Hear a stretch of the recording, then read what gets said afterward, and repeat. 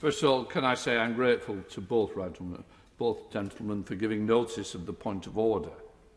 I've repeatedly made it clear how important it is that announcements should be made in this chamber first. As you are both aware, the Secretary of State will be making a statement at 8:30 on COVID. That will give members of the House an opportunity to question him on the government's policy. However, it is not what I would have expected. A statement to the House before announcement to the press is not acceptable. The government determines when ministers make statements, but in doing so they must show respect to this House. Can I just say, we weren't going to get a statement until I got involved with Downing Street.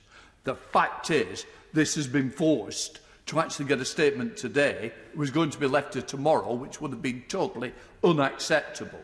The fact is, I understand the Prime Minister at the moment is on NATO, there is a big conference going on, he isn't here. That's why I insisted that somebody came to make this statement. The timing of it is 8:30. I thought that was better than waiting for the Prime Minister to make a statement tomorrow.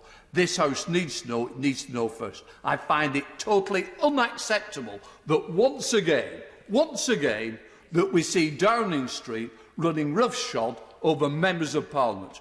We're not accepting it, and I'm at the stage where I'm beginning to look for other avenues if they're not going to treat this House seriously. What I would say is, I think it's time for me to have a meeting with the Prime Minister to actually put on the record, here now, but with him, that this House matters. Right. Further to that point of order, Ian Duncan-Smith. Just in case there was any lack of clarity, Mr. Speaker, from your statement, is it at all feasible that, should the government now have recognised the power and force of your statement and that of the objections of the House, that they could now change and come to you, Mr. Speaker, and say that they are prepared to bring that statement forward so that it was held at 6 o'clock? Would the House be able to find time for that, Mr. Speaker? If somebody is willing to do that from Downing Street, I will always ensure that this House will hear it. My view is, I was told no decisions have been taken. That's why I'm more shocked to know there is an embargoed list of what's going to happen to this country without this House knowing.